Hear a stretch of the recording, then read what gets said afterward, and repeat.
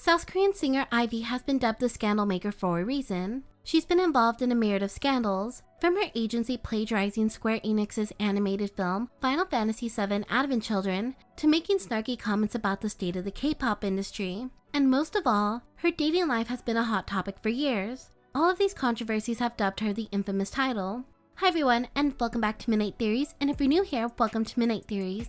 In this video, I will go over the history of Ivy's scandalous career and how she emerged victorious against all odds.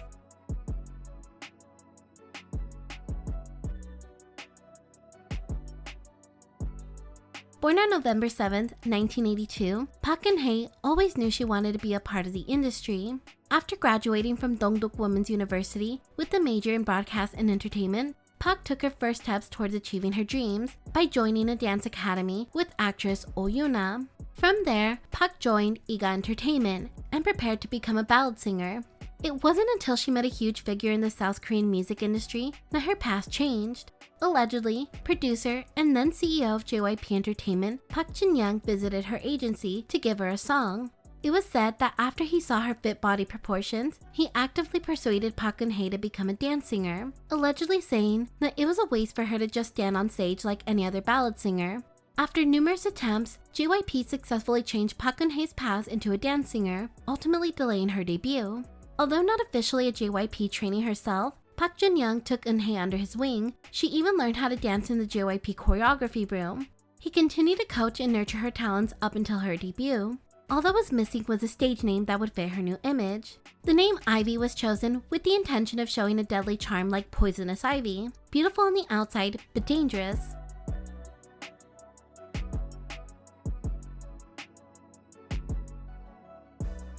Ivy debuted in the summer of 2005 with her first album, My Sweet and Free Day, with the lead single, What Happened Tonight.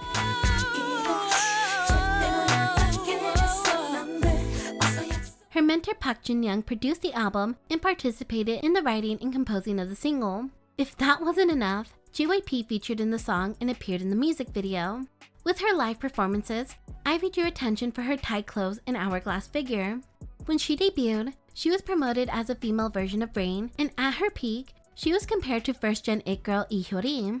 What Happened Tonight left much to be desired and could have slumped her in with other singers that were promoting with a similar image. Fortunately, it was the other songs off her album that got people to notice Ivy. The second track promoted off the album was Aha, an up-tempo R&B track, and I'm a Fool, a ballad track. The ballad was strategically picked to show off her incredible pipes and differentiate her from other singers who are promoting with a similar concept, instilling Ivy's image of I'm sexy, but I can also sing.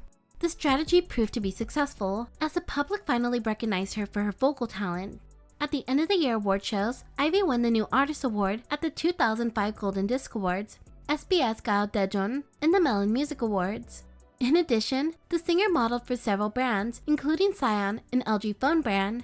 You know, that cell phone brand that partnered with Big Bang and 21 to create this iconic hit. In partnership with Ivy, Scion released an Ivy phone named after the singer. The agency managed her image from this point on. She said that in order to create a mysterious image, she was instructed to stay in a car whenever they went out in public and lived in a famous high-end complex.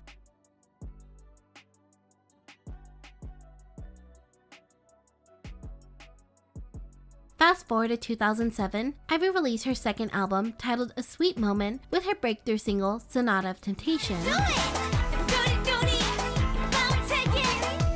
The single is a fast-tempo dance song that samples Beethoven's For Elise. There was a sense of anticipation for this comeback due to the success of the first album, so much so that it entered the charts even before the comeback stage. The music video exploded with controversy as it recreated an unauthorized fight scene between Tifa Lockhart and Laws from the Final Fantasy VII Advent Children film.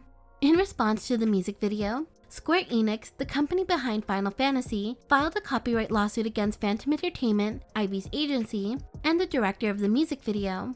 Square shared, Ivy's music video copied not only the plot, background, and characters, but also the camera angles, hand movements, and clothing. The song's lyrics are low quality, and they are causing enormous damage to our image as a professional animated production company around the world. What did the director of Sonata of Temptation say about this? According to Kotaku, a video game website and blog, Director Hong Joong-ho wanted to contact Square for the rights, but couldn't find their contact information. In the criminal case, the Seoul court upheld the claim made by Square. The judge noted that South Korea and Japan are both members of the Berne Convention for the Protection of Literary and Artistic Works, ordering each defendant to pay Square a 300 million won fine for a total of 600 million won to the Japanese game maker. In addition, the music video was banned from broadcasting. However, copies of the music video remain on sites like YouTube, where Ivy stans and hardcore Final Fantasy fans engage in insult-slinging battles. Despite the plagiarism controversy, Ivy's career went unscathed. Turns out, the public cannot get enough of the song's addictive melodies and dance.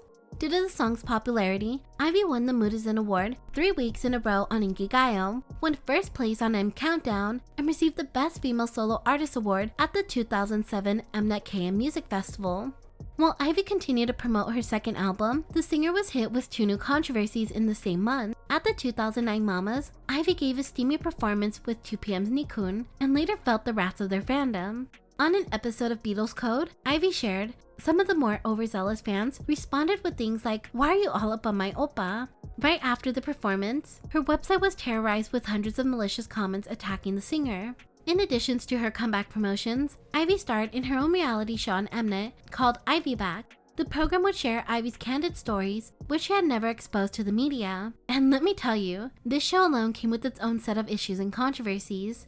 In an episode, Ivy did a special lecture with her juniors at her alma mater, Dongduk Women's University, where she publicly criticized the current state of the music industry. The singer infamously said, "Whenever I see someone who can't sing become a singer, I feel like they only became a singer because they want to be a celebrity. If you can sing, well then be a singer. If you can't, don't."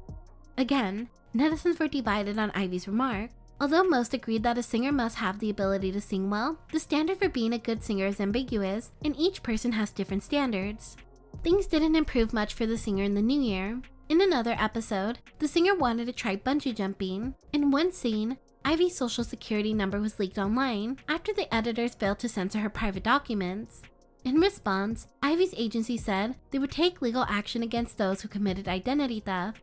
In the same month, Ivy filed a lawsuit against her agency Stome ENF, asking to terminate her contract.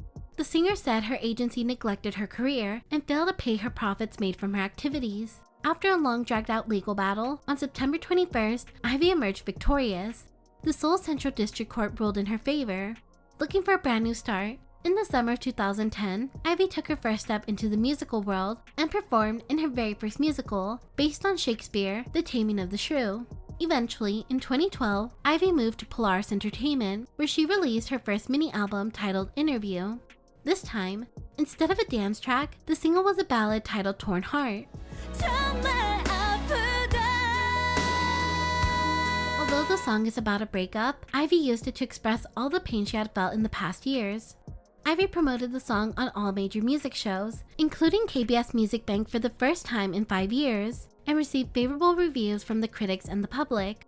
The following year, the singer made a comeback with her second mini-album and single titled I Dance, featuring former Wonder Girls member Yubin.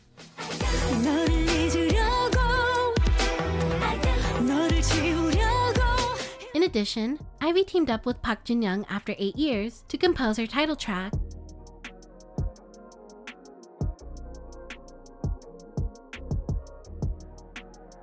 In 2012, Ivy re-entered the musical world with her role of Roxy Hart in the musical Chicago and received great reviews. Some even called her the best Roxy Hart of all time. Since then, Ivy has thrived in the industry. When asked about her career change, Ivy answered, "I'm not good at competing, but unlike singers' activities where you have to compete for first place on the chart, there is no need to compete for ranking in musicals." She continued to perform in several projects and won the Best New Actress Award at the 2012 Korean Musical Award and the Best Actress Award at the 2018 Ye Green Musical Awards, cementing her position as a top actress. Although Ivy was flourishing in her new career path, most of her fans did not follow her transition. Ivy was aware of this and expressed it through a blog post. On March 5th, 2015, Ivy returned to M Countdown to celebrate their 20th anniversary. In this special episode, Ivy performed her hit single Sonata of Temptation. After the broadcast, Ivy received an overwhelming amount of support. For years, Ivy was publicly dragged through the mud by salacious gossip mongers and the general public. Despite many fatal blows that could easily end any other singer's career, she was able to emerge victorious and have a prosperous career in the musical world where her skills are properly recognized. Have you ever heard of Ivy before today? How did you first hear about the singer? If you like these type of videos, comment below who you'd like me to cover in the next. And with that being said, thank you for watching and enjoy your stay.